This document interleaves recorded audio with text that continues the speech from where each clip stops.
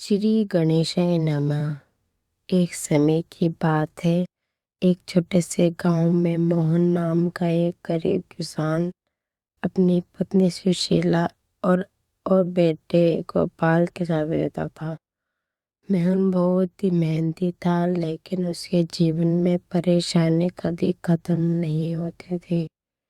खेत में फसल खराब हो जाती, घर में बीमारी बनी रहती और कर्ज प्रतिदिन बढ़ता जाता। एक दिन गांव में वृद्ध साधु आए।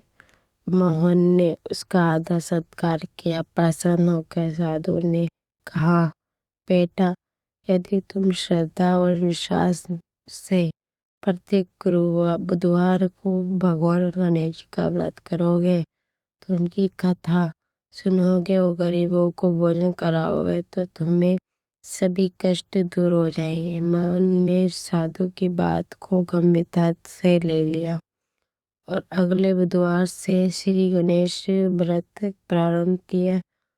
वह सुबह स्नान करके गणेश जी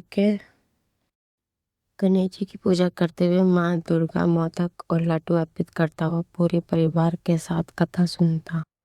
कुछ ही दिनों में चमत्कार होने लगा। मोहन के खेत में पहले से अधिक फसल हुई, घर में सुख शांति आने लगे और धीरे धीरे उसका कर्ज भी उतरने लगा। उसी गांव में धनराज नाम का एक धनी व्यापारी रहता था। उसने जब मोहन की उन्नति देखी तो उसने कारण पूछा।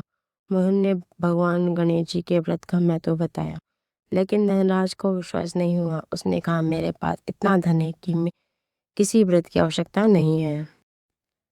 बात याद आई। एक दिन जब मोहन के पास गया और बोला, भाई, मुझे ये वो उपाय बताओ जिससे तुम्हारा जीवन बदल गया। मोहन ने कहा, सच्चे मन से भगवान गणेश की शरण में जाओ। अगले बुधवार धनराज ने गणेश जी का व्रत रखा। उसने पूरे मन से पूजा की और गलती के लिए क्षमा मांगी।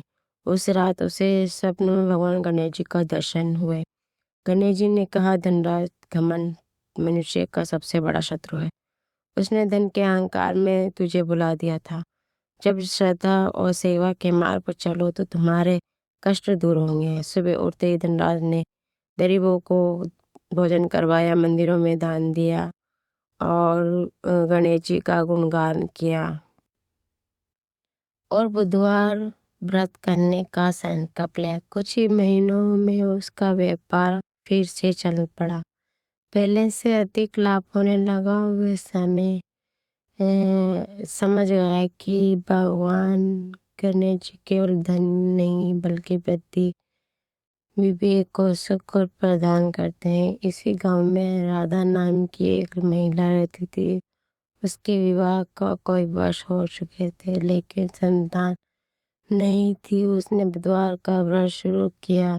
लगातार 21 बुधवार तक श्रद्धा से गणेश जी की पूजा की। 21वें बुधवार को मंदिर में पूजा करते समय एक बुद्ध ब्राह्मण ने उससे आशीर्वाद दिया, पुत्र गणपति की कृपा तुम्हारी मनोकामना पूर्ण करे। ऐसे ही सबकी जो भी कथा सुनता है, इस भारत के बारे में सुनता है, वो इसकी गणेश जी महाराज की व्रत करने लगे और सबके मनोकामना पूर्ण होने लगी। जय गणपति मोरया, जय जय गणपति। अगर कथा अच्छी लगी हो तो लाइक करें, शेयर करें, सब्सक्राइब करें और कथा अच्छी लगी हो तो कमेंट में जरूर लिखें।